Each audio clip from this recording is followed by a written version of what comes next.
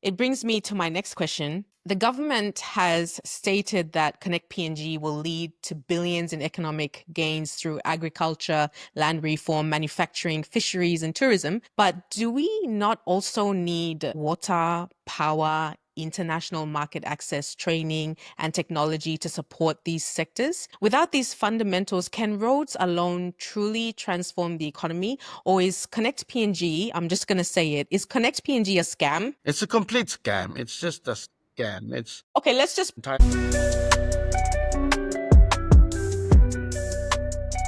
Welcome to Coffee with Lewa. This is a space for real conversations about the challenges, triumphs, and untold stories of Papua New Guinea. Over a cup of coffee, we speak the truth, we share insight, and explore different perspectives on issues that matter. Coffee with Lewa is where dialogue flows freely, voices are heard, and ideas are shared to spark understanding and change. This is real talk, true stories, and PNG over coffee. On today's episode, we're sitting down with someone who has been using his voice to raise serious questions about governance, health, infrastructure, and land. Honorable Keith Iduhu. He is a leader who speaks boldly and has taken a clear stand on the issues that matter to his people, especially the state of our healthcare system, budget fairness, and the real impact or lack thereof Connect PNG, and something very close to his heart, land ownership and formalization. He believes that without addressing land reform, we cannot fully unlock Papua New Guinea's economic potential. So grab your coffee, settle in, and let us get into it. This is going to be an important conversation. Thank you for joining us on Coffee with Lewa, Honorable Keith Iduhu. This episode is part of a national conversation exploring the realities and challenges facing our people and the kind of leadership we need to look ahead to 2027. Thank you very much, Lewa. I know that many people know you in the politics arena, but we want to know, who is Keith Iduhu and how did you come into politics? Thank you kindly. So, first of all, thank you very much for having me on your show this morning. I'm sorry I couldn't bring coffee, but I brought myself a bottle of water. It's Very healthy. water. Basically, so who is Keith Iduhu? Very difficult question, very hard question, but I'll try my best to explain myself a little. I'm a lawyer by profession. I've been practicing law since 2002.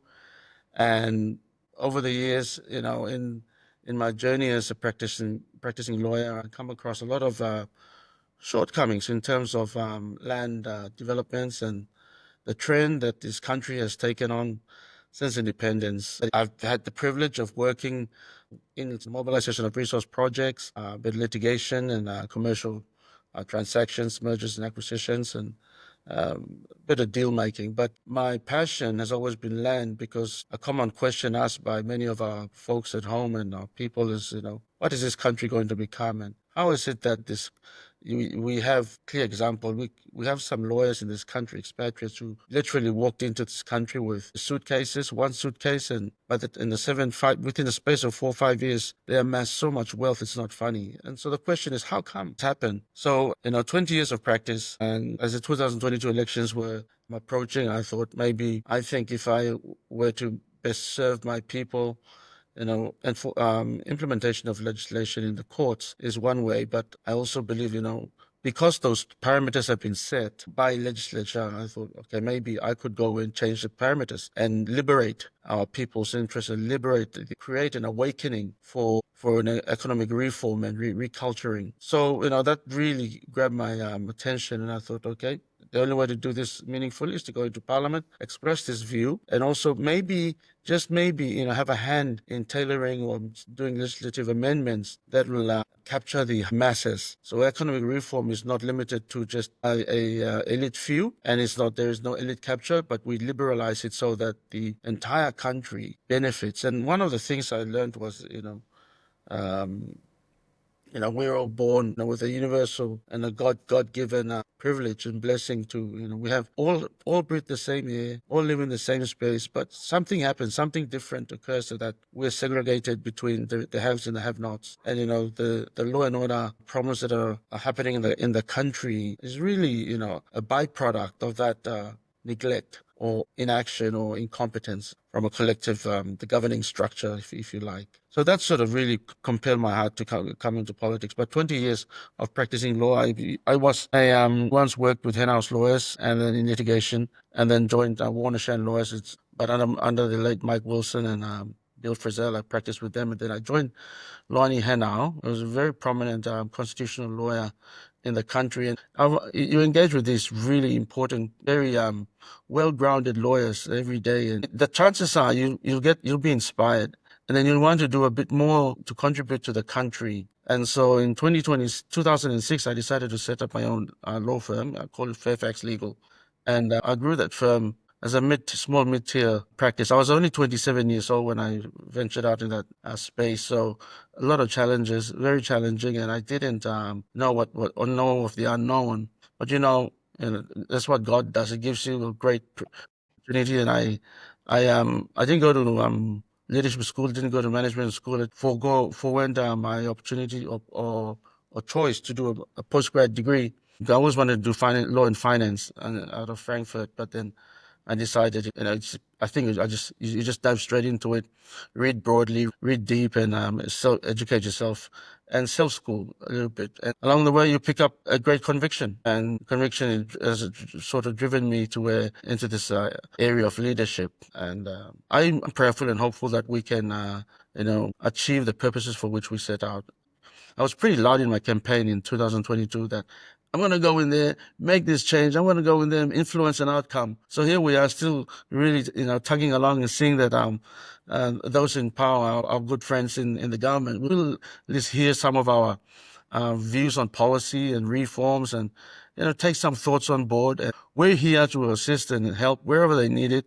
We might differ in our politics, in our views, but this is our country. We're going to live and die in it. So we take joint responsibility even on this side of the house. So that's a little bit about my journey thus far. Very, very inspirational. I'm sure the audience didn't know that, and I'm sure they've learned something new about you and are even more inspired than they were before coming on to this episode. You have very serious concerns about the imbalance between funding for Connect PNG and the deteriorating health sector. Can you walk us through why this matters so much right now? Yeah, well, Connect PNG is a great program. Let me just be clear from the outset. I think it's a noble idea. But I think also that it's not very well thought out. I don't believe there is, this program is supposed to be implemented on the back of two bits of legislation that, in a nutshell, set up a trustee regime where a group of bureaucrats, as the works secretary, the Secretary for Finance, Secretary for Planning, Secretary for Treasury, I think, and one other, all form a body of a trust. They are responsible for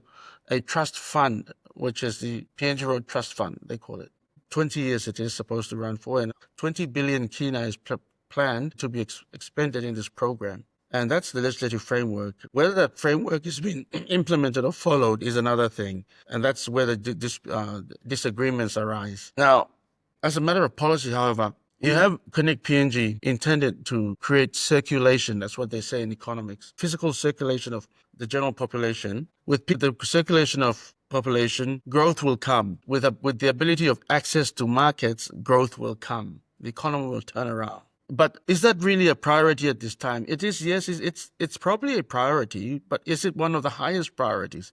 What of our health sector, the basic health services in the country? What's the story with that? What about the education sector? What about educating our people with the right content of education? I think our curriculum leaves a lot for wanting.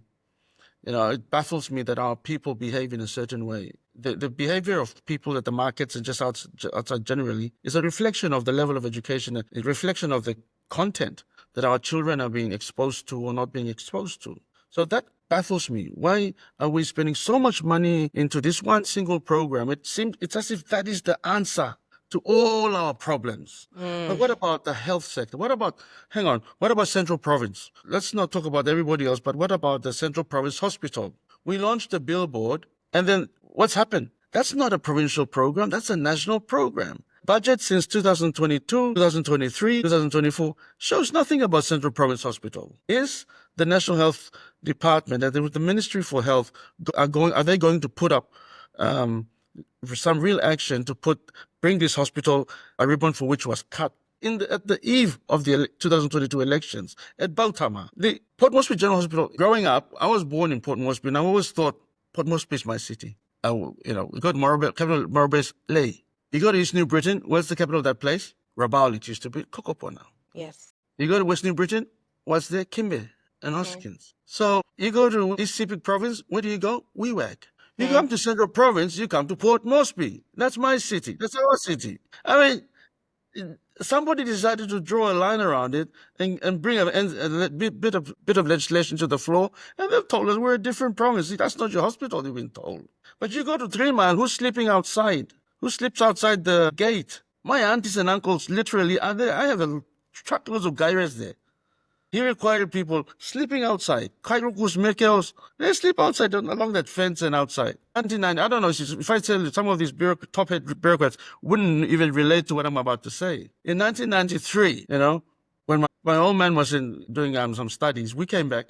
My grandmother was in the hospital, so we're all sleeping outside. You know the new hospital gate, the new gate, that drain? Yes. That's where we put all the cells, and we were sleeping there. That was home for about a month.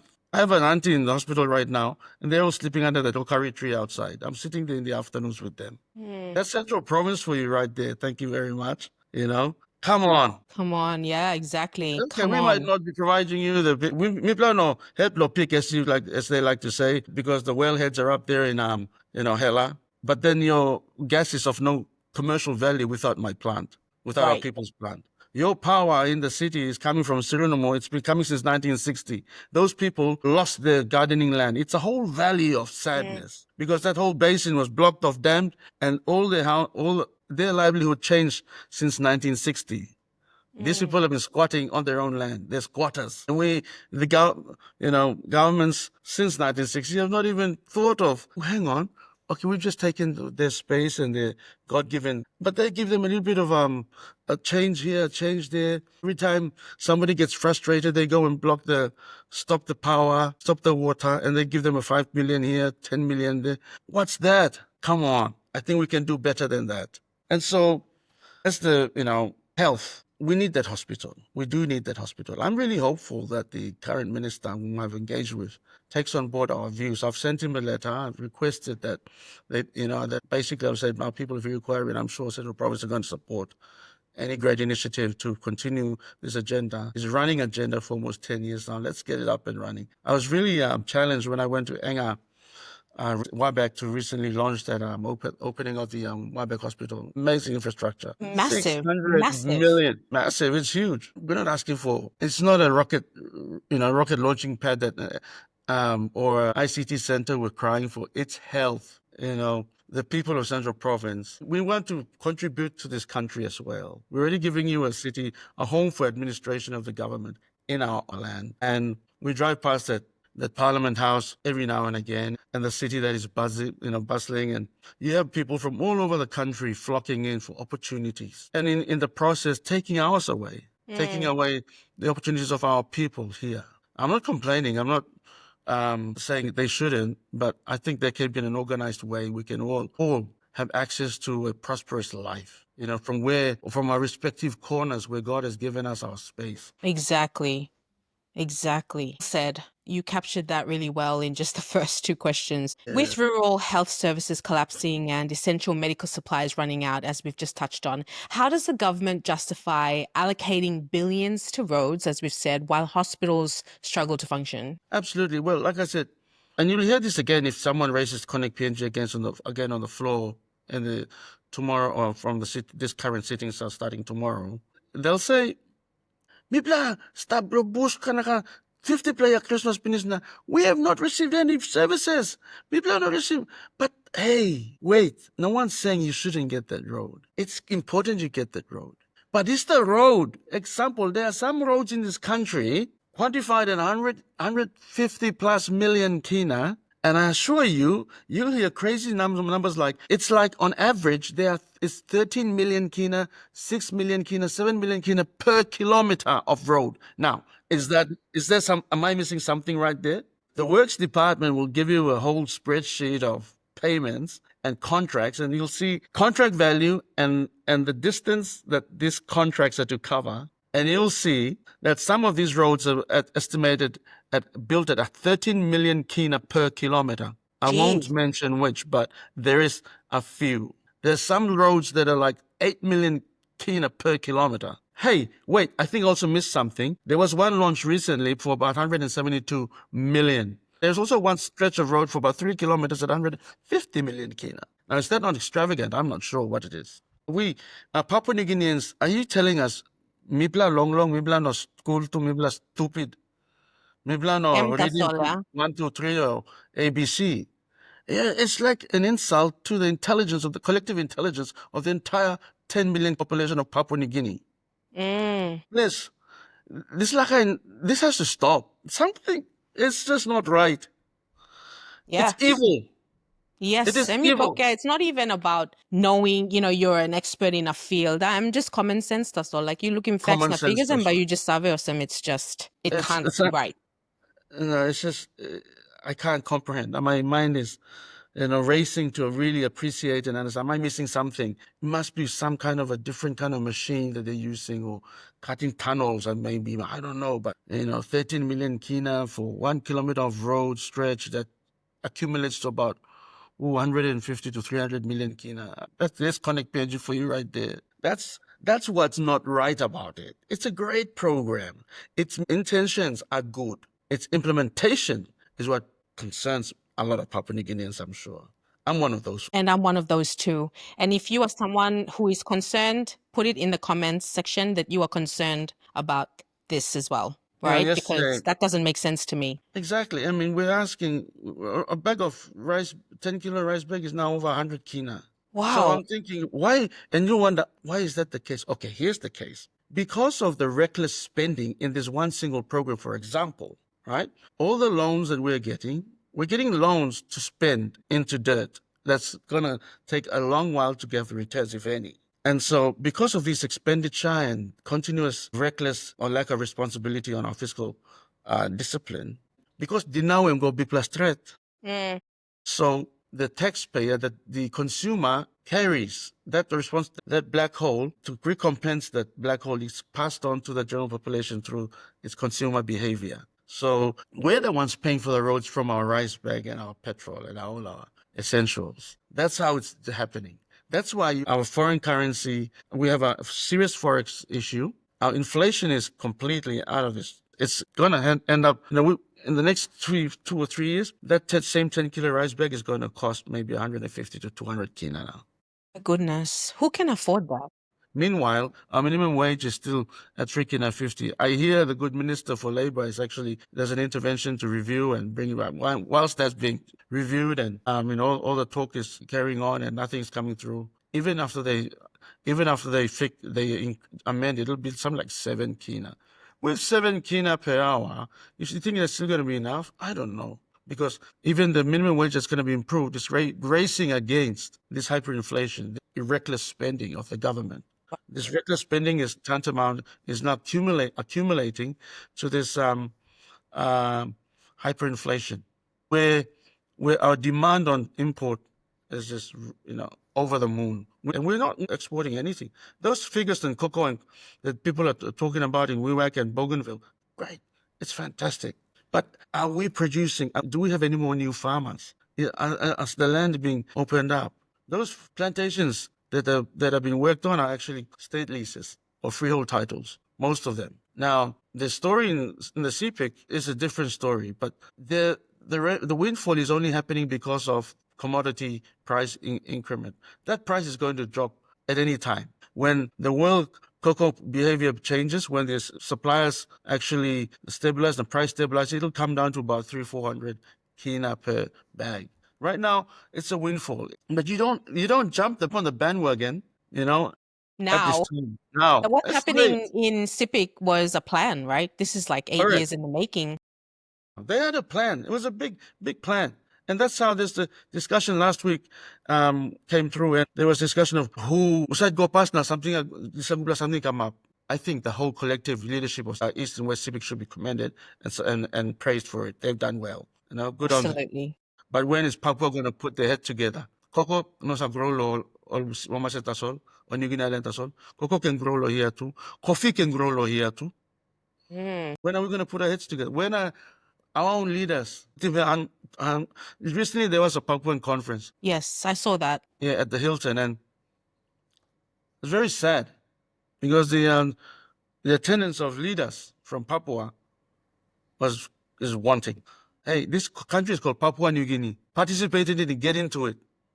Oh, If Lord. Papua got passed to, even in the name, they decided to put Papua first. So planning, we have to plan it. We have to be decisive. We have to have vision. We need to be deliberate in our planning and our actions. And things are just not going to happen. You build a road through that place. It's not just going to, prosperity or growth is just not, economic growth is not just going to happen because there's a road. Hey, along with it, there's going to be problems. When you open the road up, guess what? Uncle from Enga, an uncle from Eastern Islands and Hela is going to come down. But is it true the other way around? Are you going to see your Keramas and Darus and Central Province people and others moving that way? Yeah. Let's be Wow. realistic and let's be truthful. Let's be mindful of our people and all our citizens. Tumuna story too, you must respect it. We were designed and engineered by God in this way, not by neglect, not by default, but with purpose. Amen. That's why I am Papuan. I am here in my space. I respect your space. You respect my space. Right. I am And then we got to from work Hiri-Koiari. together. And we got to work together. But allow me to bring value to the table just as you bring value to the table. And empower me and I'll empower you. It's just the nature of way things are. And this way we can really see exponential growth in the country. A real economic revolution will then arise. Until then, if we don't understand people management, understanding our people, respecting our spaces, this NID program, I think there's a question that the NID program, how is it going to benefit? I always wondered how and why. But it should tie you back to your land. The formalization, it ties you back to your space of dominion.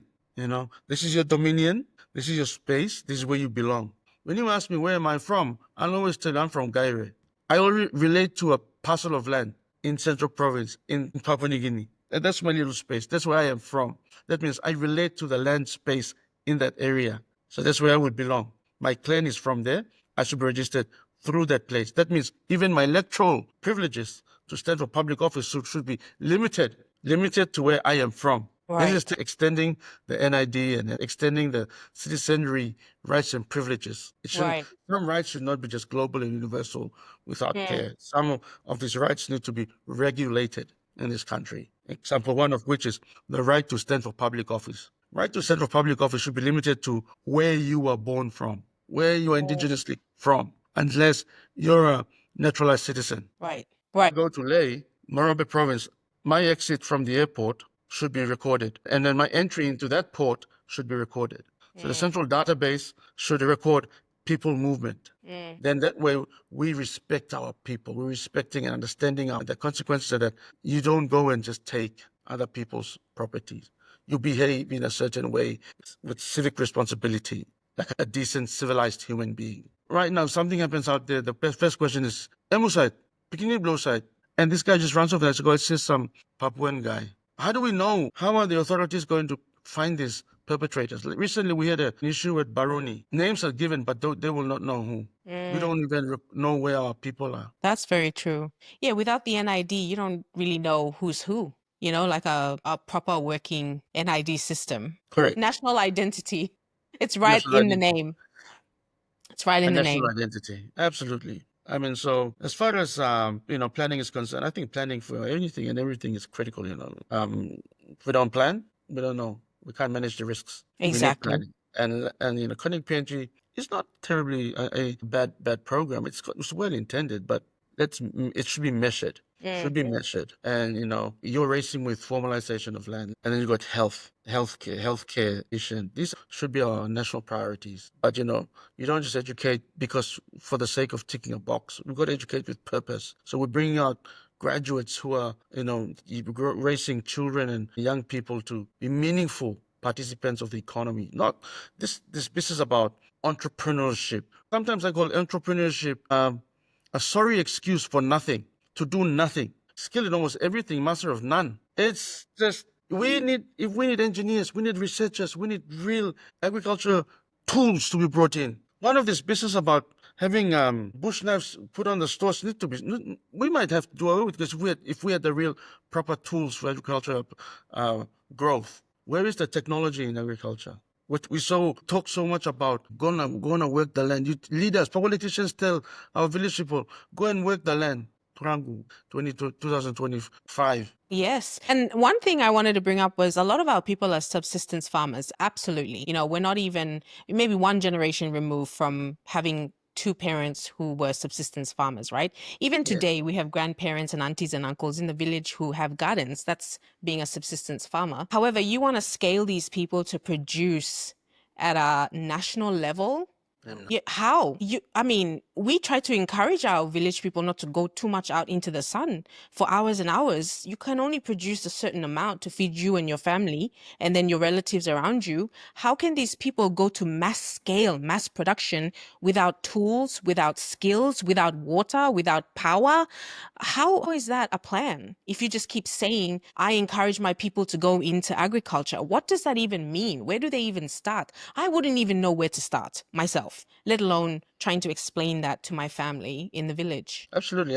That's why planning is important. We need proper planning. We need a national conversation around planning through these sectors. But one of the biggest issues, I think, also, Lewa, is the structure of government. The structure of government, I think, is one of our drawbacks, and it's a caveat on our own growth. Problem is, we have a system of governance that is really counterproductive and working against our intentions for a prosperous Papua New Guinea. You see, for Papua New Guinea to grow or be prosperous, before the entire country can be prosperous, you need to come back and make sure the provinces are prosperous or provinces are functioning. And before the provinces can function and be prosperous, the districts need to be functioning and they need to be properly governed. And for that to even happen, families fundamentally must be prosperous. Never mind the big picture. Let's come back to the family unit first in Papua New Guinea. Yes. A household. Hallelujah. Someone has finally said it. If the family is economically independent and solid, then a collection of families become a clan, and therefore a clan is then becoming prosperous and economically independent. Likewise, when the clans are independent politically and economically, then you have villages and then in turn districts. This whole dumbed down situation is really the drawback, you see. Which brings me to my point on how do we make Papua New Guinea a capitalist nation? How do we make them participate in the global economy? Well, to participate in the global economy, let me break this down. Our current economic activity in this country is limited by the land that is formalized. The land that is formalized currently is about 3%. That is state land. So what are state land? State land is land registered in the name of the government. Before independence, these parcels of land used to be called crown leases, crown land. What is a crown? Crown is that little bit of metal that a king or a queen puts on their head. Well, hang on, so what does that mean? That belongs to the king and the queen. That belongs to the monarch. You may just go back one step, so at least you missed up the same page. We'll try a quick land law crash course on this one. What happens is when the white men landed with the little flags, the Union Jack, they landed and staked it and said this belongs to the head of state in England, the monarch. Right. So they drew imaginary lines and called it crown land, crown leases. This belongs to the monarch and administered by our agents, and that is at the time it was the Australian administration or the British administration at the time, in the 1801 onwards, and then in Papua and the New Guinea had the company there doing development. But in a nutshell, that crown land then at independence was converted, rebranded to be known as state lease, state land, which is land belonging to Papua New Guinea. Then the idea of a country owns it. And that's most of the land here in the cities and just in the outskirts. And land that is, some of the land are in plantations, the old plantations that the colonial administrators used to develop cocoa, coprana, coffee. So that group of parcels of land, those parcels of land became the land that the country was relying on and using for its GDP to generate income and run the administration. At independence, those were all handed over to the new government, to the PNG as we now know. Since then, to about now, 50 years on, very little has been done to liberate or to free up land that is undocumented. So that land, those bits of land were documented. The rest of the country is land that we now know as customary land or undocumented land, informal land, land that is only identifiable by clans or identified by clans as the owners. Just for the sake of my own understanding and the viewers, when you refer to customary land, you oklotoklo or line like all plus our village land, right? You're talking Correct. about that. Right Correct. now, like we go home for holidays, village, or we have relatives living in the village. Our people that are right now, they're listening to this show, all stop Correct. your place. Yes. That is customary land. That is customary land. Most of it is customary land. Now, customary land is another way of saying undocumented land. It's not the land that the government recognizes and the banks do not recognize. So you can go to a bank one time, come up with a proposal and go to the bank and they'll tell you, okay, where's the title? And you go, I mean, no got title. Okay, so what do you do? So under the current groups of laws that govern land, there's a couple of processes to documenting your land. The problem with that is the upshot. The end result is always going to be that it becomes state land, and therefore your land, a state land, and then owned by only an individual. It can be an individual as in a one papa ground where toko mi go paslo clans or me, but you put in the name of me because me hetman. Or number two, it could go in the name of a company. That's an individual, corporate entity. The problem with that I see is that you disenfranchise the rest of the kingship. All your uncles and aunties who are aligned or members of the clan then are disenfranchised. You dilute their interest in the land because you become the owner. Your name becomes the legal owner on the document. That might work for some, but might not work for most because you see, Papua New Guinea is a communal. Melanesian way, we talk of Melanesian way, we do things together. We own land together as a clan. You identify by the clan. You identify by the tribe, which is a group of the clans that forms the tribes. You identify as a group. You don't identify as a single person. Yes, I'm Keith Iduhu, but I'm Keith Iduhu from Nokoro clan or from Kwagolo clan of Gaira village. I identify with that nominal identity. That's my real identity. In our Motuan culture, we only have a first name. And then we throw our father's first name as our surnames.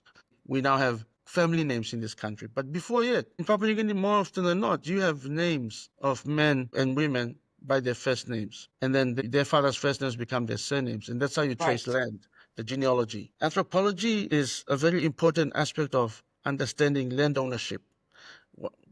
Story tumbuna, where did we come from? Where are we going? And how do we own land? These are questions normally answered by anthropologists. But coming back to that question of documentation, my view has always been that we need to formalize this Melanesian way, this Papua New Guinean way. This, for 1,000 years over, we have been living in a certain way and owning property and land in a certain way. That has to be codified. My proposition to the government always has been to introduce a one-stop shop, a legislation that firstly recognizes the national goals and directive principles of preserving the Papua New Guinean way and its properties and land, and so for the benefit of her people. That's the premise from which this ideology must be codified. Now, this is not a new idea. This is an idea that's been tested and tried and proven in many other countries, including in the United States of America, including New Zealand, including even Peru, Fiji, and in the outskirts of South Africa. It's been world over tested and proven, and some of it's working. All I'm trying to say here is we introduce legislation that gives formal legal recognition of clans in this country as legal personalities. So they should register, and this is a build-up from the NID system. NID, each citizen should have an NID. In it, it really identifies you and draws you back to your clan and your kingship. Then your groups of NIDs, this is the families, become given an identification of the clan. A clan should have legal personality, as does a company, as would other, nominal entities by law. So clans should have legal personality. Now the clans then have property associated to each of them, right? We all have land. The thing about a Papua New Guinean is when you are born, you're born with capital value. You're born with land. There's the presumption that me papa ground, me mama ground, me born, I have born into a family that owns land. There's no Papua New Guinean born without land. That's a fallacy. It's never happened. In PNG, every single citizen is born with access to a clan own identity and has access through it to the land. But does that land have capital value? You see, land is a piece of dirt. Capital is the document that represents that land, like a title. That's the capital value. So what I'm trying to say here is, when we create that, then every clan has capital value. You got access to go to bank.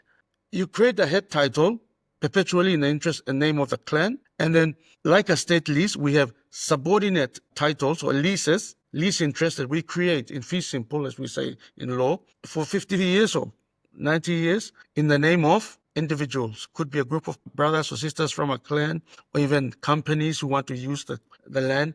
But the clan always will forever own the land, can never be diluted or dissolved. What can be diluted or dissolved is the sub-interest for 50 years. And that will be represented through a piece of document called a lease agreement or lease type. It's parallel to the current torrent system. It's parallel to the current state lease system. But this time we're giving sovereignty to the clans. The clans should own the land perpetually. So what does this mean for resource sector? Tell you what this means. It's great.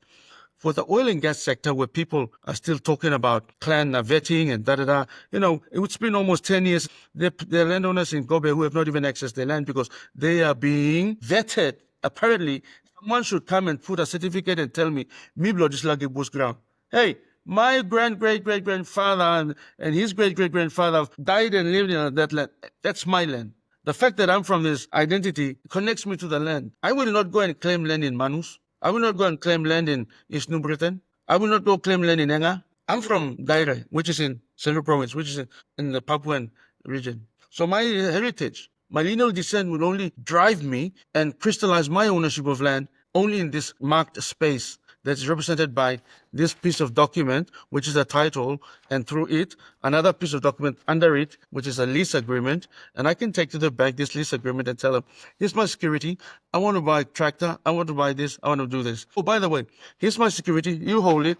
I want my child to get the best education the world can offer. I want to pay university fees if this study of avionics cannot be given here, or technology and science cannot be given here. I want to send my son to China. I want to send my son to Korea to get the best education, come back and bond them to develop this country with me. Every Papua New Guinean should have that ability. Only way to do it? By legislation and formalizing, documenting the land. Land is power. Land is our identity. It's everything that can turn the capitalists upside down. If we become a communally capitalist nation, there's nothing wrong with that. Nothing wrong with creating real estate moguls in this country. Every Papua New Guinean, depending on the size of your land, just by birth, you have capital value against your name. You can take a student loan. Yeah. And you can pay it back because your NID connects you to the land. That's your security you just given. So you can't run. You'll pay. When you finish your degree, wherever, you come back and you work and you pay it off. That's how we take the entire country on the journey. That's when we liberate this nation, this beautiful, great, powerful nation. It's a huge potential there. We have not even tapped into it. How about the forestry sector? I used to sit on the board of PNG National Forest Board. And it's very sad because when licenses are up for granting by the board, what happens is you have bits of document, consent forms that are like written in the 1960s. It's like you got excess, people's names in X and then swiggle. That apparently that should denote consent of the landowners. Very sad, very, very sad. This is 2025. Something has to change. Yes. So this open up access for even foreign direct investment through the trustee of the land that through the that the legislation should establish. So the national government should have a department or trust entity that manages these two registers. So if anyone wants to have access to huge parcel of land, identify, they come back to the trustee and say, whose land does that belong to? It's this clan. Oh, these are the clans. Okay, then the trustee's responsibility will be to bring them in and tell them, here, fill out the form, express your interest, and they'll take it to the clans and tell these people are expressing an interest to do this work on your land. Do you agree? Or these are the terms. Bang. So they engaged a tripartite development agreement. It's all coming back to planning. We just need to sit down and plan it properly, and it can be done. There are risks associated with land formalization because of misunderstandings might happen. We don't know. Not everybody thinks the same. But if the discussion is, if the law is introduced and paves the way, then the people will subscribe. There has to be social contract from the people of the country for any law to work. For any law to work, there has to be social contract. There has to be a widespread understanding of a particular platform or expectation of the law, and that's how compliance will roll out. This will literally blow Papua New Guinea into the next dimension. It'll make Papua New Guinea, that mantra of making it the richest black Christianist nation. Well, you might just achieve it. It's easy. We just need to put our people first. Yes. People first. This is about giving it back to our people, enabling our people to grow, to be economically independent. That has to be our conviction. Has to be a national consensus and narrative around this idea. Otherwise, we're wasting our time. We're fooling ourselves. We think being in politics is just a job. It's not a job. It's a calling. It should be our joint conviction to raise our people from out of where we are to where we need to go. Otherwise, we're wasting our time. We're just passing time. And when God calls us, our time will go. Maybe going to answer me, Keith, what did you do when you were there? I gave you every opportunity. I'm only appealing to all my friends in Parliament. Please, you need to think good. Something borrowing is borrow and you will make money. Well, yeah, well, you said it. It's a calling. It's a calling. I really believe that. And to much is given, much is required. You know, we have called ourselves a Christian nation. I'm a Christian. I believe in God. I believe in Jesus Christ. And I believe that when God comes to take us home, he's going to ask, now you make him one him straight, one them talent me gim, now this la position me give you. What did you do? And I don't know about everybody, but I don't want to be on the side where I said I did nothing and I just buried that talent in the ground somewhere now. You sabe penis what the Bible says about that. So all right. So I just want to circle back to health and then we can come back to a bit more dialogue on this. And we have more lined up, of course. There seems to be a consistent shortfall in the budget as it pertains to funding for healthcare. An example of that was the 150 million kina shortfall. What is the current situation and how is this impacting our communities? Yeah, no, very interesting question. Lewa. This is like I said, health has to be a national priority. It should always be. There should be some benchmark. You can't not appropriate for health. Health is what it is. Health.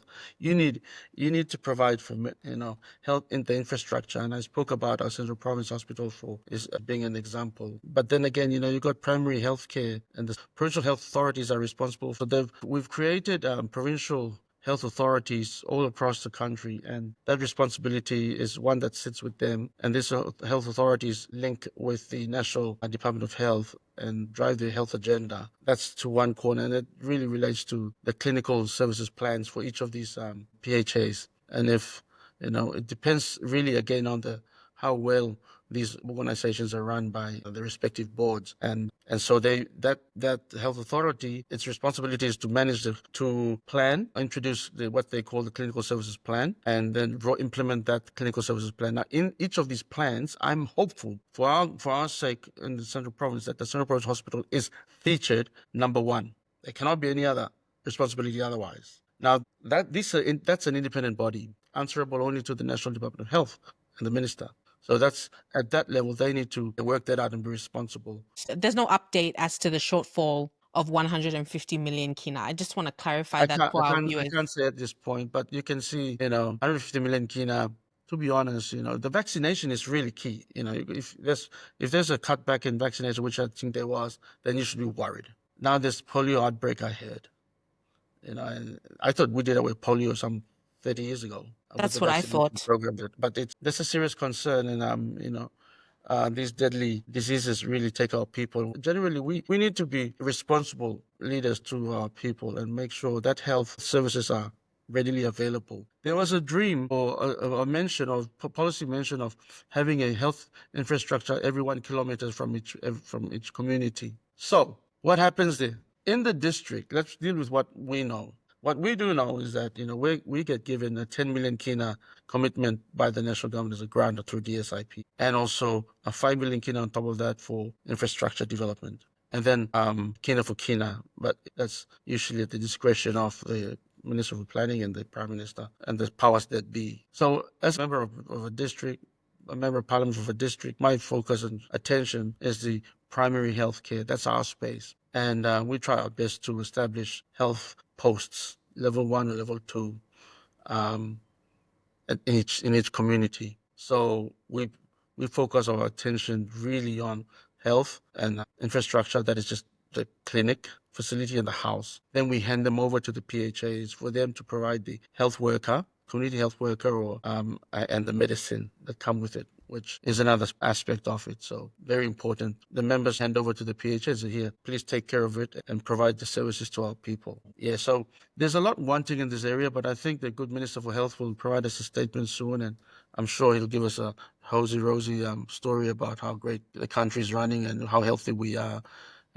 We want to have a I healthy, don't wealthy. know about that statement with 7,000 babies being born on the floor of Port Moresby General Hospital in 2024 Yeah, alone. I mean, I was born in Port Moresby General Hospital, so I would never want any mother or any child, if there was a choice, of course, but you went to PomGen because you wanted to have your baby in an environment that a hospital provides. yeah, But you gonna you karim lo floken. yeah. What That's can you very say sad. about that? But you talk one can. Yes, it's just that's what I'm saying. But we'd rather connect roads. It brings me to my next question. The government has stated that Connect PNG will lead to billions in economic gains through agriculture, land reform, manufacturing, fisheries, and tourism. But do we not also need water, power, international market access, training, and technology to support these sectors? Without these fundamentals, can roads alone truly transform the economy? Or is Connect PNG, I'm just going to say it, is Connect PNG a scam? It's a complete scam. It's just a scam. It's Okay, let me ask that question again for the viewers of Coffee with Lewa. If you think that this is a scam, you go and write it in the comments. Is Connect PNG a scam, Honorable Keith Iduhu? Is it a scam? Well, like I said initially, it's a great program. It's intended.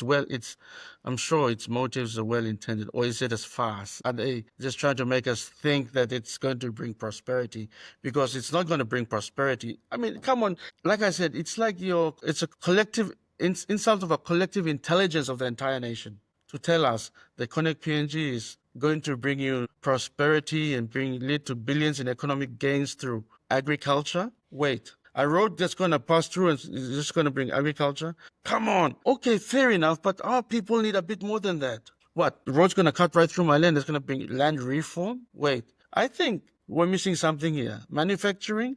Nobody wants to go up to anywhere between A and B to set up a manufacturing plant, because there's no way to set up a manufacturing plant because they don't have access to land. There's no ports facility properly running. Planning. Again, we need to plan this out properly and be measured, connecting the country in a measured way, not just blind throwing billions of kina into the dirt, into a black hole.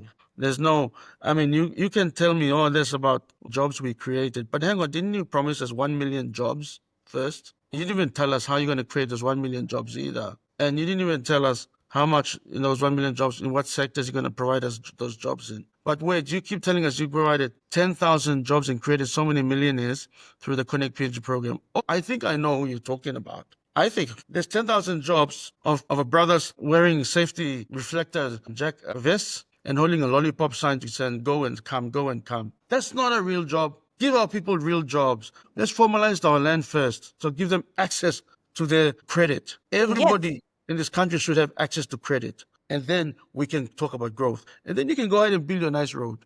I won't have a problem with that. If you're enjoying this conversation, please take a moment to like the video and subscribe to our channel. Your support helps us to continue to bring thoughtful conversations that matter for Papua New Guinea. I have a huge problem with Connect PNG. If Central Province Hospital is not even on the cards, if land reform is not even on the cards, if agriculture is limited to subsistence farming, it should be more than that. We need cocoa, copra. We want to mass produce vegetables for our own consumption. And then if there's any surplus, we can export. We want to talk about real manufacturing tools, cultural tools in this country. And until land is made available, we can't even open up that space. I want us to talk about bringing fish processing plants onshore and bring it here. We want to make sure our gold stays in country. And gold is mined out of here. Where is it going? How come we don't even have it? I don't know if how much central bank is holding on to. Tourism. We can't even have tourism if this law and order is all out of control. There's only, last week I asked the good officers from RPNGC how many policemen we had. It's not even worth mentioning. It's not enough. It's just this. We are really, really below par. This government leaves a lot for wanting. Yes. There's a lot for wanting. I mean, And we're 50 now. We're 50. Like you walk looking, everybody walk talk, okay, 50, but we are 1,000 tribes. Now you me walk looking age blue, you mean I talk, okay, no. 50 is still young because, looking 1,000 tribes, 800 different languages. But we do have so many tribes and so many languages. Question you ask him, you are 50 years old. A grown man walking around here at 50, if they're not together, what are you going to ask them? That's the same thing about our country, right? This is not me trying to, bring shame to our government or thrash anybody. This is a concerned citizen like everybody else watching this show, trying to understand what's actually happening. Why can't we see any of these things? We haven't even seen a map of Connect PNG. Like what road is going where? I said this in the previous interview we held with Governor. I said, I'm from Abao, right? In Lalaura village, to be exact. I mean, since I was 12 years old, our trips can go from, 5 hours on a good day to 3 days. I had to, my late mom passed away. I had to expend quite a bit of money to fly her in a helicopter because I wanted to give her a decent burial. And I didn't want to have her, jumping up, all these things are concerns for citizens. What about people who don't have the support to provide that, what I did for my mom, So, and my people, about, Mipla got coconuts, Mipla got copra. We have land in abundance, like land just going and going and going. Why can't we have the road connect again from Abao to Port Moresby? Why hasn't that road been fixed? Yeah, that's not even on the Connect PNG. Oh, you see it? I have no idea. But the thing is this: that's a that's national road. It should pass right through. And there's already one. We've got the Magi Highway rehabilitation program running at the moment. It's kind of Yes, I construction heard.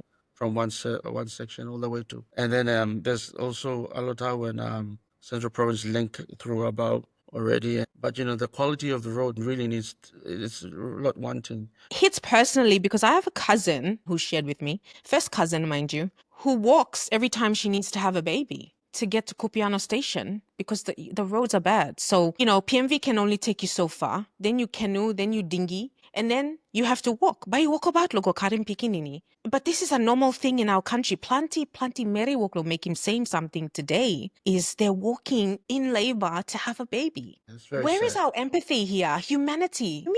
You mean all of us are the same. So where is our humanity? Explain this to me. Why are my sisters and my aunties and my cousins having to walk to deliver a baby? Can someone explain this to me? That's just not acceptable.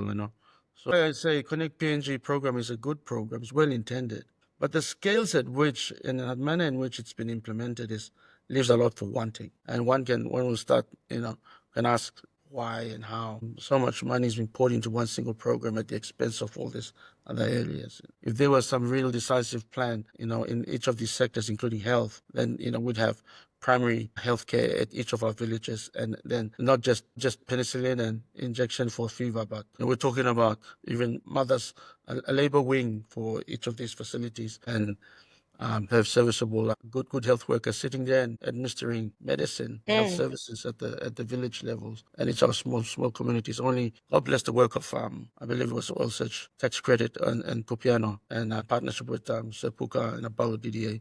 They delivered a really good world-class level 4 hospital, I believe. I think it was a level 5 hospital there. So they're doing really great, at least bringing that much closer. But you need that last mile, You need that last mile access, wartime, because it's waterlogged. Most of our province is waterlogged, and the roads are,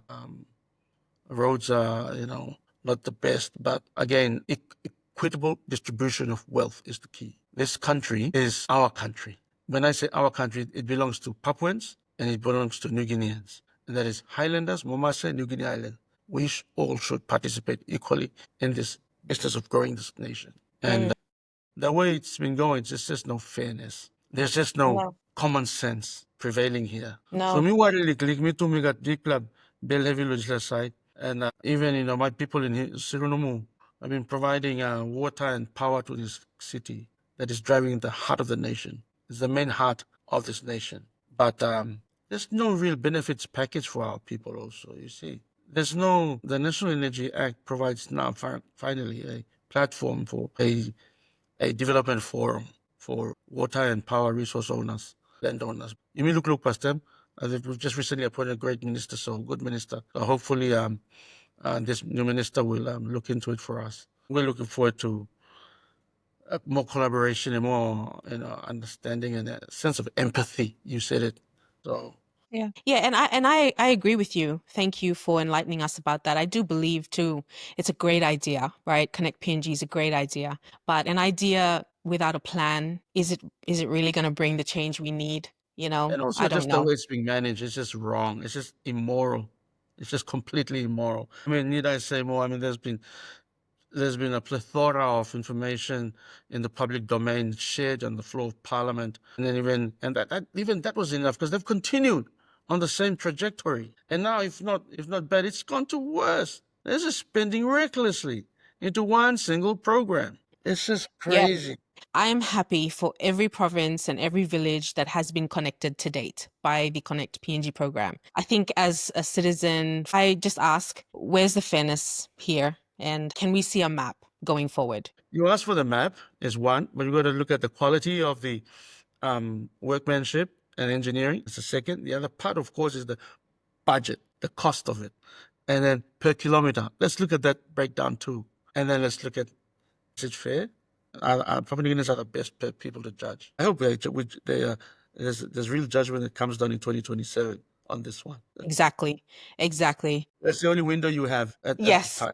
Yes, and that's what this show is for. I think we need to not be afraid to voice our concerns in a safe space here on Coffee with Lewa, with leaders who are willing to answer our questions head on. So I commend you, Honorable Keith, and the others we hope to talk to for answering our questions. Nobody listens to us, and then we're worried that, you know, with the media being attacked, freedom of speech, all of these things, of course, Yeah. that's a discussion for another day. The audience here just want to have their questions answered. And we are going to have a few questions later on, and we'll try to bring you back on the show if possible to answer some of those questions after this initial interview. So thank you for giving us insight. We're going to move on now to our next question, if that's okay with you. Sure, please. It has been reported that the last publicly tendered contract for medical supplies was in 2019. Now, this goes along with what you were saying about vaccinations. Are we currently operating on an ad hoc basis? And if so, what are the present risks with this process? That's spot on. 2019 was the last time a tender went out on medical procurement. There has not been one since. And so this is what's called, and this ad hoc basis is called emergency orders. They use emergency orders. Now, to tell you what that means. It's unplanned procurement. It's open for a buddy procurement system, whom you know by your kissing walk, and the procurement officer is the other people who are sitting in there. And it's there's no forecast, and so it's expensive. There's no ceiling. So this is a situation of a huge black hole being dug out. The difference with that and the tender is the tenders actually limit. Once tendered, there's the value of the contract for this year or that year. Here's the contract year you sign, bang, and the financial commitments can follow at that set ceiling. With emergency orders, there's no limitation.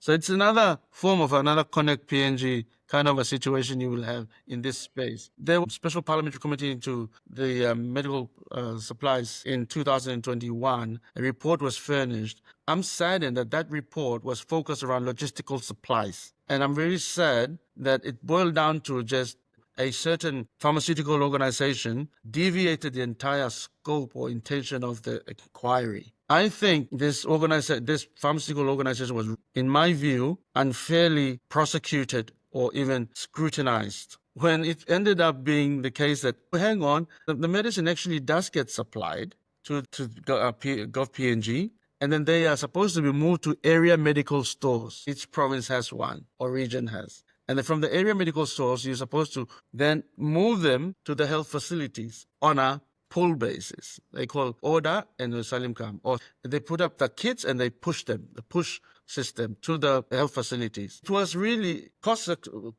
blowout was in the logistical component of that procurement. exercise. And each of those logistics exercises were subjected to different contracts again. So there were competing interests and capitalistic interests in relation to supplying the medicine. It had nothing to do with the medicine and its standards. It had everything to do with who was moving what to where and how much it was going to cost. Another Connect PNG scam as it came out. But so what did we learn from it? Not much. We just decided to leave it in the too hard basket. Let's just leave it open and use our ad hoc basis. When we need medicine, we'll order. Okay, we know these people. We can go to this place. There was nothing wrong with the pharmaceutical produce that was being brought in on shore. It was on ISO 9001 2001 approved. Those are world-class administrative standards and pharmaceutical standards certified. And on hindsight, it sounds like deja vu. Oh my God, sounds like Connect PNG. So this emergency order is what that is. It's now gone under the radar, and then just ordering as and when you need, and there's no control. Who do you know who's supplying? Are these approved? When they get here, is that logistics problem cured? And then, my goodness, I mean, yeah, that's another. Wow. It's I think, actually yeah, I'm just going to sip my coffee. yeah, you should take a sip. It's crazy. So the biggest risk in this exercise is the expenditure, the risk of blowing out costs. We need to be more fiscally responsible, even in procuring medicine. And we'll talk about quality, number one, and bring in a timely, systematic fashion. And so you hedge the risk of expending recklessly on just moving pharmaceutical cargo to the health facilities. Also, equipment is another problem. Medical equipment is even different. The directive to procure from WHO approved suppliers, right? Was it meant to fix supply chain issues, but the shortages still persisted. So this approach failed too. What must be done now to restore a more regular, reliable medical supply? A systematic procurement is what's key. With medicine, you need timely response. The problem with that was that when the tenders came out, by the time the grant was made, you're ready for another tender because the bureaucratic system itself is just engineered to be extreme. It's counterproductive. So there's no real time frames. Go to tender, award the contract, tick all the boxes, and then move forward. No grant. Now, you mentioned this earlier, and I just want to circle back. During the 2022 elections, a new hospital for the Central Province was announced. What is the status of this project, right? It was announced in 2022. So has there been any funding released specifically for the hospital? I can't say. There was appropriated 250 million in last year's budget, but I don't think the money arrived at the Central Provincial Health Authority. There's a design and planning is all approved now. I understand that's design stage but no national government has to put budget forward. I'm really hopeful that this conversation is going to awaken the National Department of Health and Central Provincial Health Authority to take charge, a bit more proactive in delivering this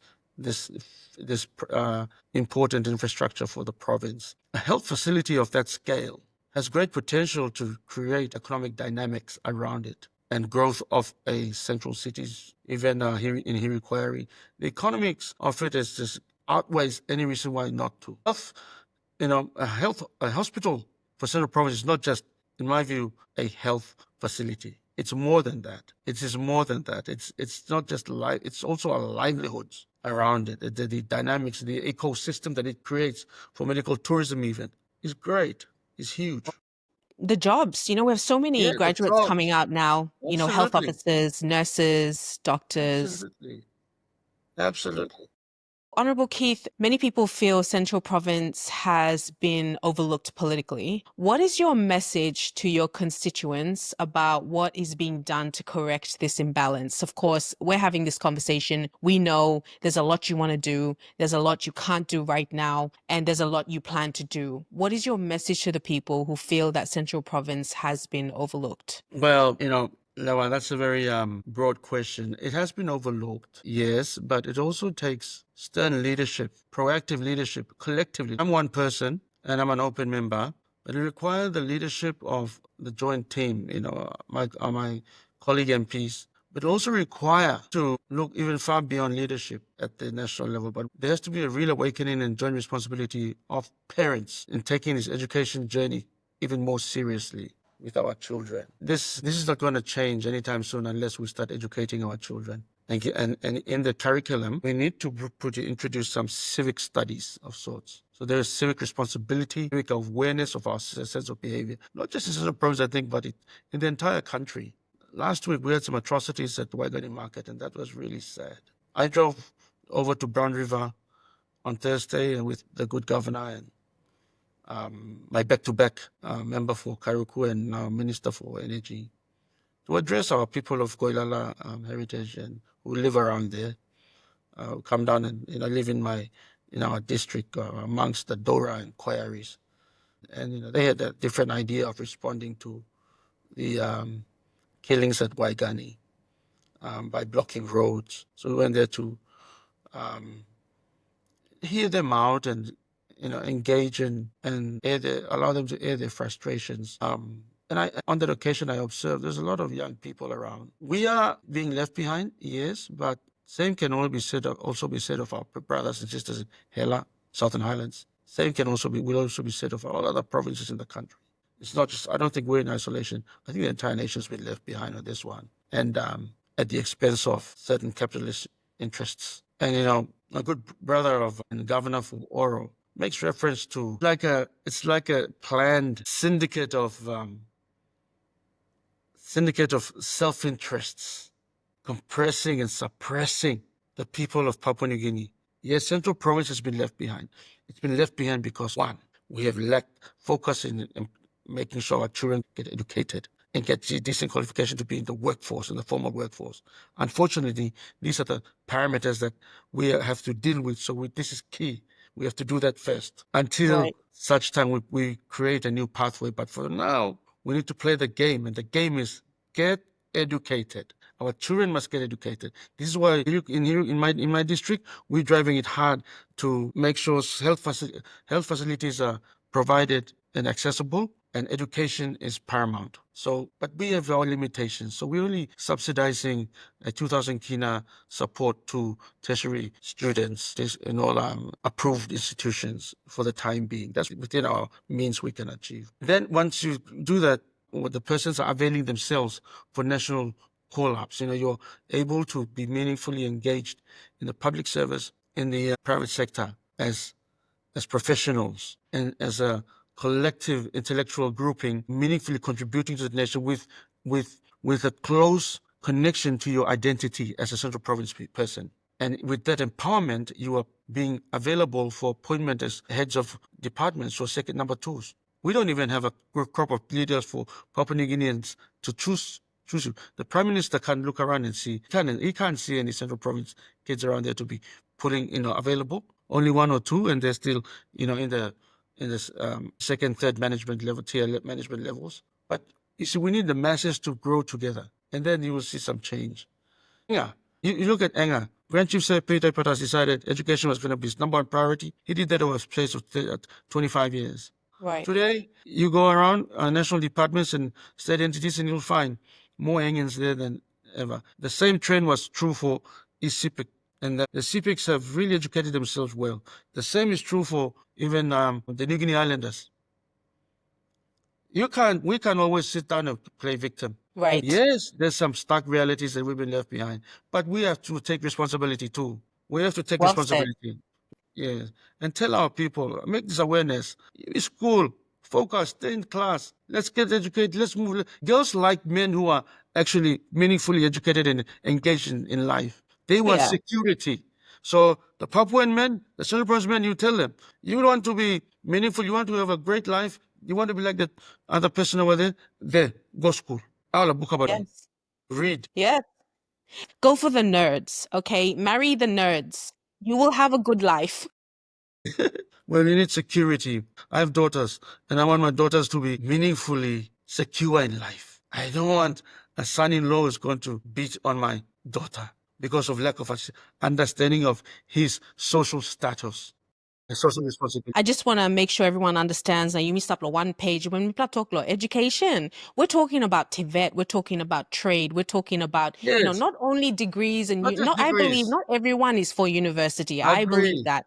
There are Agree so many completely. other ways you can learn. You can go to TVET school, learning a trade. We're talking about education holistically, right? We're not just singling We're not out talking about one group of degrees. people. Not just talking about degrees. We're talking about TAFE, Certifications. Yeah. boiler makers, we need plumbers, we need welders, we need builders, everything. Central Province, as a proud Papuan, sometimes we need to stop pointing fingers and take responsibility. We have a great opportunity in this country of Papua New Guinea. Great opportunity to make something great of it. I want to see Papua New Guinea as a lender and not a borrower one day. I want us to take our rightful place. We've been blessed with so much gold, copper, oil, gas. We have great fertile soils, but we don't have access to that capital status because we don't have the ability, and that is land reform. If we get the land law right, I kid you not, every 10th person in this country will be a millionaire just by being honest, just by being hardworking and viable, and just by having access to land through your clan. You don't have to go and steal it from anybody. It's your birthright. It's right there where you were born, and then it's already formalized, already is head titled in favor of the clan. And then you go and apply through the trustee and say, I want to use this space, and get the consent of the clan to give you some space for 50 years to do whatever you want to do on it. And you can grow your crops in a meaningful way, have used that same title to access agricultural tools and appliances and fertilizer, and grow the economy with the entire nation. Those who are sitting out in Hela waiting for royalties, they can get the royalties. Those who are getting copra and cacao, good on them. But meanwhile here, this is my space. The bank gave me credit. I'm going to grow these vegetables, and that's just gold. Also, while I say this, I'm hopeful we will eventually give a formalized development forum for a project development agreement, benefits agreement for Suriname, Hogeri landowners, Rona landowners, and Central Sugeri landowners who are in that framework. If you look at the oil and gas sector, where the well is at Hela and the pipeline that comes down to the plant, and then the ship, if you look at that ecosystem, it's no different to the situation in Suriname. So if the Suriname Dam is the wellhead, right, the pipeline that comes to Rona are the people of Kikori, and the pipeline that comes to the plant site here in Portion 152. And the Rona people, where the turbines are turning on par with the people here in Portion 152, where the plant site is. And when the gas is processed into condensate and put on the cargo to be shipped out, well, guess what? The power that is on the grid and coming from Mosby, in law we say, in advocacy we say, they're on all fours. The analogy is true here. So I'm hopeful that the landowners of Suriname down to even down to Rona and through that supply chain are given a benefits package by this government and by the leaders that are providing leadership today. So I've already reached out to the Minister for Energy to consider a development forum so he can discuss with the Prime Minister and bring forward a development forum for that ecosystem. And same will be said for Iduhu as well. Iduhu, so we already have, that's a 52 megawatt power station that we're supplying power to the city. My goodness, Central Province, we talk about being left behind. Well, here it is. We need to provide that leadership and have these discussions and with solutions so they can work on it and come back and say, no, instead we keep them, I'm wrong. We think this way. What are your thoughts? So we have this engagement and continuous, and that way we will see an expedited solution to these problems. But education, again, is number one. We need to get that right. Sometimes I think the content of our education is a bit wanting too. It's like we've been trained to think, to work. We should be trained. Our education system should train our young people to be innovative and creative. So we don't just want to go and get law degrees or become accountants or go and become engineers based on the books they provide us. We should be the ones writing the books. We need to be thinkers, forward thinkers. We need to be a group of thinkers who are changing the world around us. So Absolutely. it all comes down to the content of the education, the curriculum. Yes, definitely. Yeah. Because currently right now, UN statistics say that our children up to the level grade 5 cannot read properly or write properly. Yeah, I think they're not wrong either because, we have this program, the Labour Mobility Unit has been run in the country. Many of our members of parliament have been excited. I'm one of them, and we introduced the program in the district. One thing I'm finding these days, and I get a lot of complaints, like this morning, a mother came and asked if some mothers meet me along the way. One particularly this morning asked me, how is my son still not going yet? or my daughter not on the program yet. And some have gone already. They came later. What the Labor Mobility Unit is finding these days, and I think I hope they release a report, is that there's actually an aptitude test they do these days, and it involves reading and writing. And so it's not fruit picking. It's actually reading signs at the machines that they're going to be handling as well. There's a test they sit. And so a lot of them are being turned away because literacy level is wanting. Too low. It's very sad. Yeah. Yeah. So I agree with you. I think that the content of our education needs to be improved before we pump more money into it. Agree. It's easy to provide free education because that is the government's role. You should Yes. educate your population, Yeah. but at the same time, instead of just fueling it with money, we should be improving the content of that education. Quality. The 2025 national budget has already been passed. Do you believe opposition MPs are being denied development funds simply because of political affiliation? Yes. The short answer is yes. We've only just received, so it's now May, almost June, right? 6 months gone. We only received DSIP, and Hiri-Koiari only received 2 million kina. But, I can't say only. I should be fair in this. Other districts have only received 1 million kina, some. That's DSIP. Okay. But don't forget, you mentioned development budget. So the development budget we have access to, the budget said 5 million kina infrastructure development grant. Okay, every district gets that and should get it. And then you have a kina for kina, another 5 million available, depending on your planning documents, and you put forward, and you put one kina, they'll put another kina. That's also there. And then for my district, Hiri-Koiari, we are a new district. Okay, so we've been supposed to get another 5 million kina for new seat of government. That's going to go, which is being planned by a joint agency interdepartmental technical working group, and they're supposed to plan for it and spend for it in our district to build a new seat of government. For us, our new seat of government is at Barakau. We've got the land available, and we're ready and waiting. The groups are moving, but that particular fund is also not available, not forthcoming. So it's half year almost gone. So you're probably most right in saying that the opposition MPs are being penalized for not going to be given dues, notwithstanding the prescription and the budget that we passed together. Okay, so is it not true, you as a legal person, someone with a legal background, is it not true that under the Constitution of Papua New Guinea, funds should be allocated fairly, regardless of whether an MP is in government or opposition? What does this actually say about our democracy if this is not happening? Every government needs to have an opposition. That's true. So It's why very are you not being given your funds just because you sit on the opposite side of the house? Yeah, that is a very that's a very good question, Lewa. It's a very serious one too. Budget Appropriation Act, 2025 is law, right? So it's under Section 209 of the Constitution. That legislation, that budget is now law. Now, when it's law, it means you carry it out. If you don't implement in accordance with that law, you're in breach. Question is, what about our systems? This baffles me. So the mechanism for enforcement of the budget is actually wanting to. By the constitutional framework, there should be a mechanism, not just the courts, a speedy mechanism available for the country to hold its executive arm to account. Parliament passes the act, but the executive government should be implementing it in accordance with what's been passed. Now, there's probably two explanations. One is what you probably allude to, because the prime minister and the executive government is holding it against the opposition or the members of parliament generally for whatever reason. The other, of course, is probably lack of cash flow. It's probably not by choice, I think, sometimes. Okay. I think it's So because it could be a combination of both. or the combination of both. And because of the latter, maybe the first is true. Because lack of cash flow, I'll just look after these guys. Oh yeah, Treasurer, look at these people. That's their prerogative, you see. It's not the prerogative of Parliament. It's not the prerogative of the government, of the opposition. It's actually the prerogative of the executive government to pay dues under the Appropriation Act 2025. Probably true. One or two or a combination of both.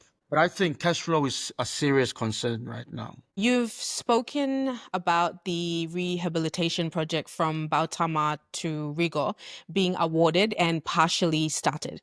Can you provide an update on the current state of that road project delivery? I was on that road yesterday again, and the work is progressing quite well, let me just say. But at Sebore, which is just past Jensen Farm, a culvert is the road is going to collapse completely. The entire Magere is going to be blocked off. It's going to be inaccessible if after the next rain. That whole section of road is now, we need a bridge there somehow, but the engineers are the best people to advise us. So I hope the government can take note, the good Minister for Works can take note and come up with these engineers to provide us a real solution for that place. It's a national road that should be connected. Otherwise we'll be disconnected. Yes. From Port Moresby. The people of Rigo and Abao are going to be disconnected with Hiri-Koiari from Port Moresby. So we need some real emergency work, and there should be a bridge put there. I think culverts are not doing it because that river is very aggressive, and the creek on the side is just, every time there's a big rain, it's just going to wash out.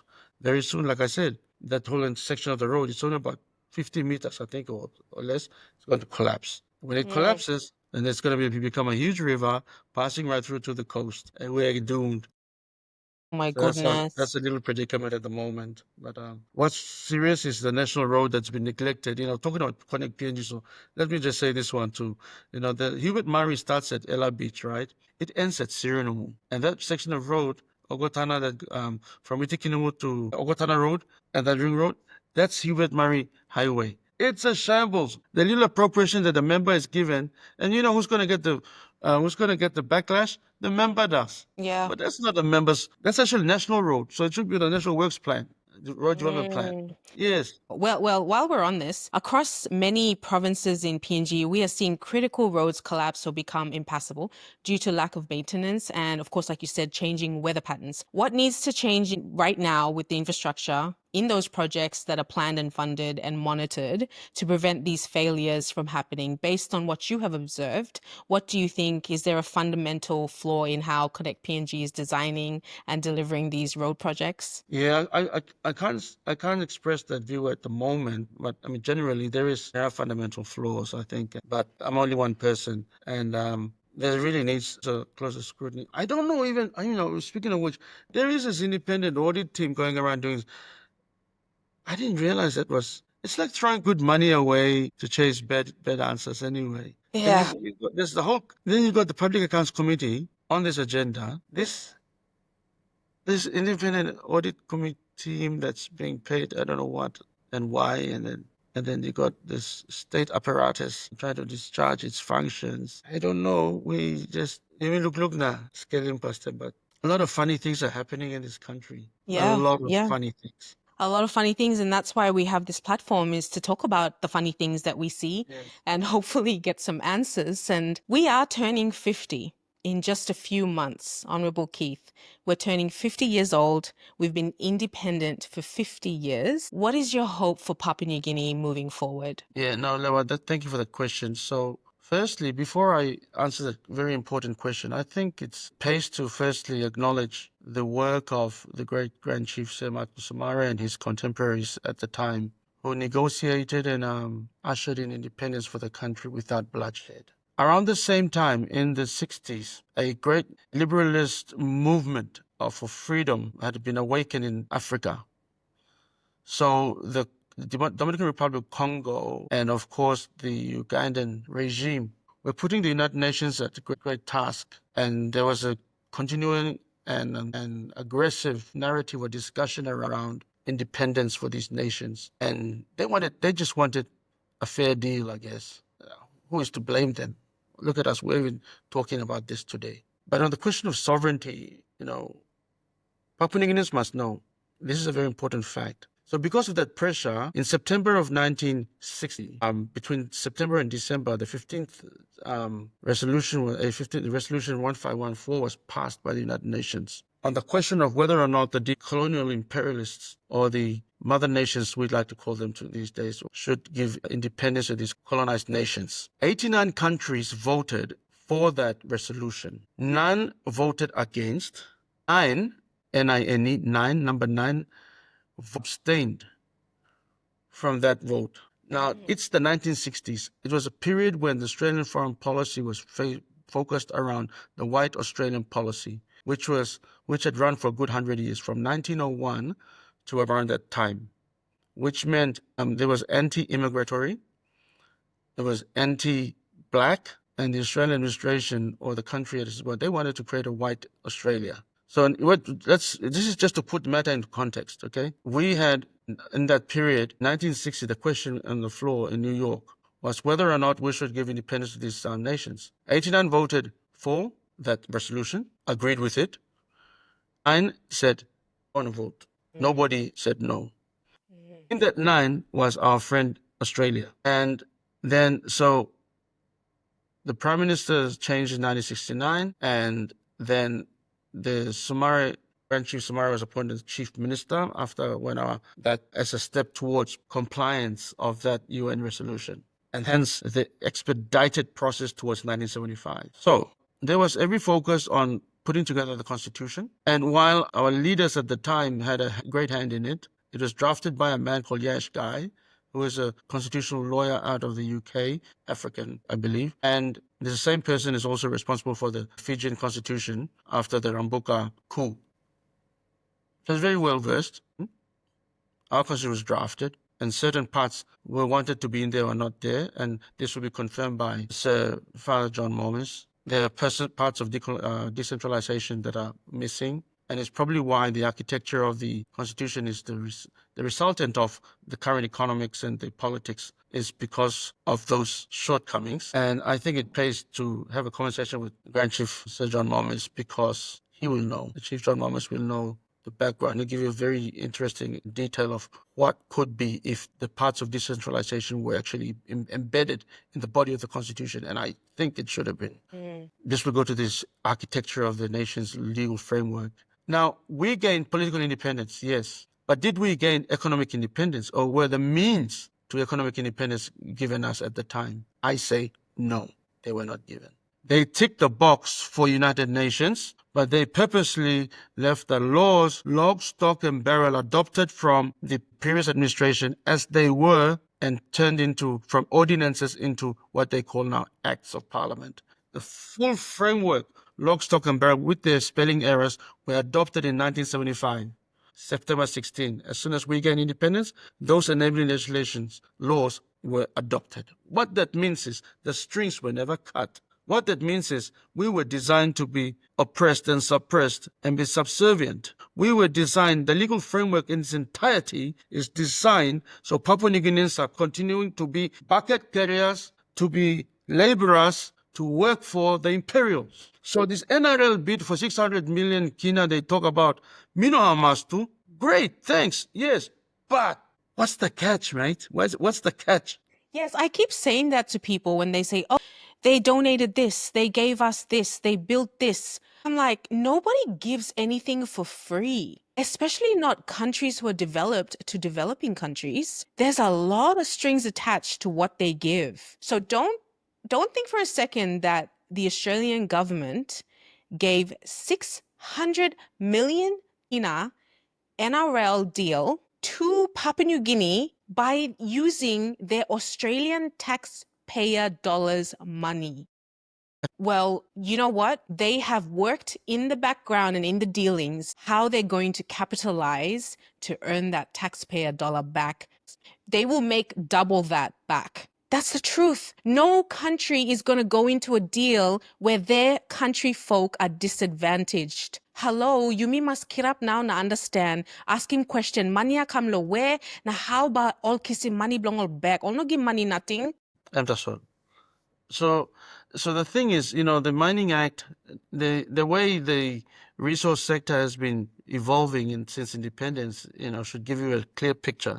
So the Barnett Inquiry came about in the late 80s, and the result of that was the New Forestry Act in 1996. Then you have the Mining Act that was reformed in 1991 after the Bougainville crisis erupted. So we are sort of knee-jerk reacting. We have never been proactive as responsible leaders of the nation. This is, we're coming back to initial discussion of planning. Right. We need to know our history, the context of the history and the chronology of events, and then we need to understand where we are, why we are where we are, so we know where we are going to go and how we're going to get there. Yeah, this very is what true. we are lacking. This country lacks depth in thinking and depth in its integrity, because Yumi knee-jerk reaction. The Oil and Gas Act 1996 also comes as a result of the explorations that came later.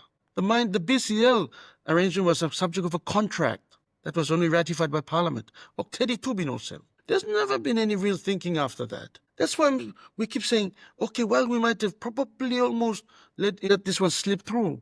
Let's get the land law right. We need to get the land law right, so everything that arises out of land, all the resources, the fishing, the oil, the gold, the copper, everything is encapsulated by that one very important key infrastructure in the law. And then we'll also do well to give greater autonomy to all our provinces. So we build this nation one block at a time.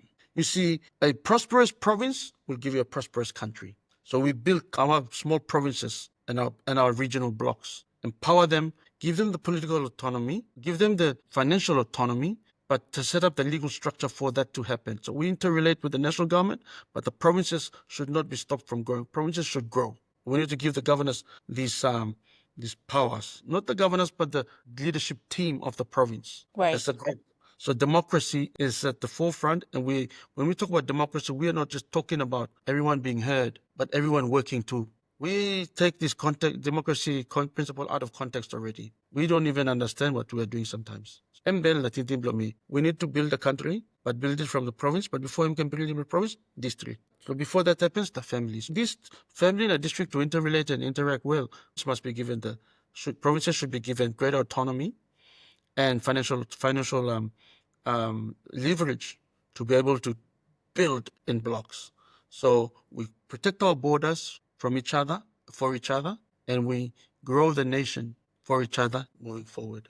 And Bell, I think that will legally answer that. We must do this important reform to be able to see a prosperous Papua New Guinea and a strong Papua New Guinea 50 years from today. And I want to see Papuans and Motuans still surviving as an indigenous grouping at that time. The minorities, even the Tolais, even the Hellas, I want them to be surviving today. We're a patrilineal society, New Guinea Island, matrilineal society. We have to respect this anthropology, a DNA long Melanesian that we know ourselves as. But we need to take responsibility of the architecture of the future today. Very well said. Honorable Keith, thank you for your time and for sharing your insights with us. This conversation has helped us better understand not just the challenges, but also the opportunities and the values that our country can use and obviously lead our nation forward. Thank you so much. And to our viewers, thank you for tuning in. If you have a question specifically for Honorable Keith, do list it in the comments. We will pick that up. And hopefully, if he accepts our invitation to come back on the show, we can answer some of those questions for you. So thank you very much, and we'll see you on the next one. Let us know your thoughts and questions in the comments. We read every single one. Real talk is better when it is shared. Share this video with a friend. Don't forget to turn on notifications. The next conversation might be the one that helps change our country for the better. Catch our previous interview with Governor Bird. It's very powerful. It'll be linked up here.